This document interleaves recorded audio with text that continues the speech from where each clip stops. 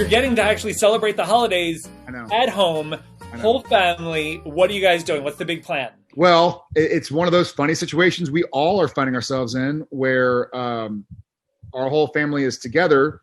And for better or worse, we can't really go anywhere. So we made the most of Thanksgiving. You know, we just got through that, and I had a couple days off, and I cooked turkey in the infrared fryer, and Jen cooked in the oven, and we kind of had a little taste test, and we went for a little bike ride around the neighborhood, and grabbed some eggs at a chicken coop and made some eggs the next morning. With the current COVID rules, if I get it, production is down for 2 weeks. And so I've been a hermit. One of the reasons I wanted to shoot Walker in Austin was to help employ Austinites and bring business to the city and to the state.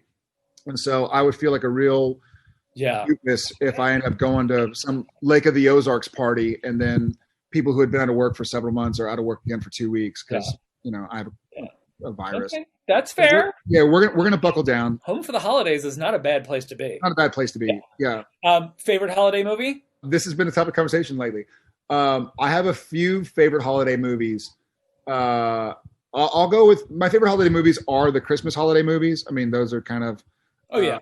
And so I love Love Actually. I love Home Alone. Yes. And I love Christmas Vacation. I have to watch those three between Thanksgiving and Christmas. Otherwise, it's not the same. Did you have a favorite TV moment of 2020? Like 2020 was a weird year, but like weird year. But you guys also said like you had scenes in the finale.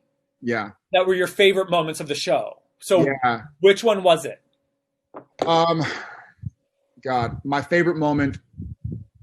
I mean, for those who haven't seen the finale, too bad, I guess. My favorite moment was the fact that the last shot of the show was the last shot that aired on the show, you know, and that we got to hear Bob Singer yell cut. And that was just such a crazy feeling of completion, even though, you know, I want to believe and hope Supernatural never dies, but just being there together as a family and it kind of being full circle where it ends the way it started with Sam and Dean Winchester.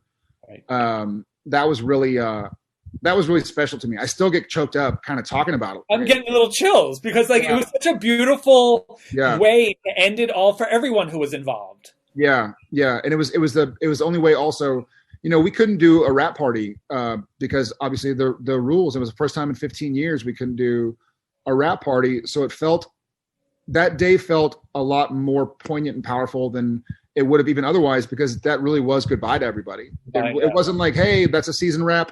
See y'all tomorrow at the convention center for, you know, drinks and hanging out. It's like, no, that's a wrap. And then 2 days later, Jensen and I got in a U-Haul and got in my truck and drove across the border and headed back home.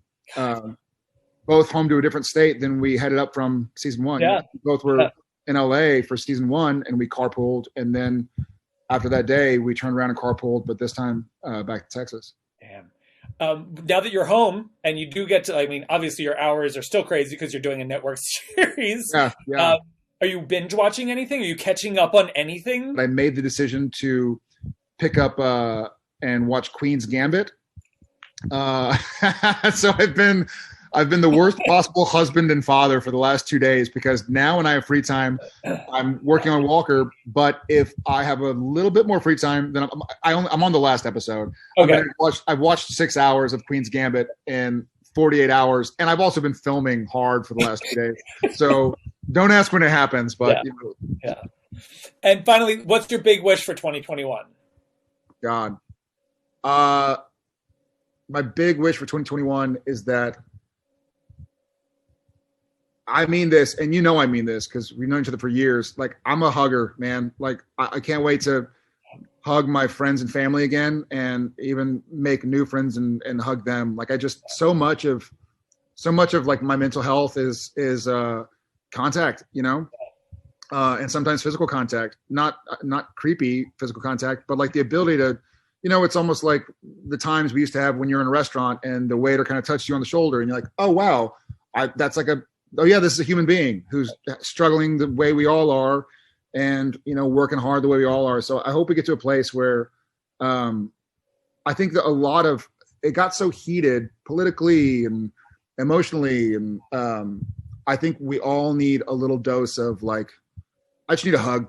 You know, Yeah. so I can't wait to. I can't. I will say this, people. You are a good hugger. You are a I love good it. hugger. I've gotten several. They are great hugs, and it is like. And now you're building this whole new family with the crew. Yeah, And you I know. want to hug Yeah, them. can't hug them. Yeah, Yeah. yeah. I don't waste a hug. Right. So yeah, I'm hoping we all get a chance to give each other a hug again in person. Thanks.